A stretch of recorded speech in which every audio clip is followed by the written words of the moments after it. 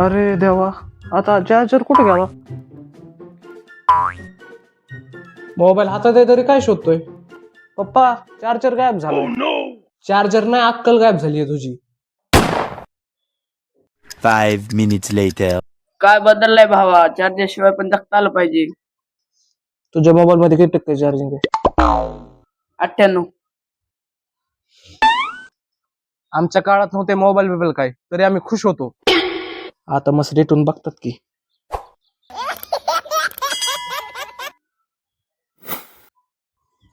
हे काय आहे मग?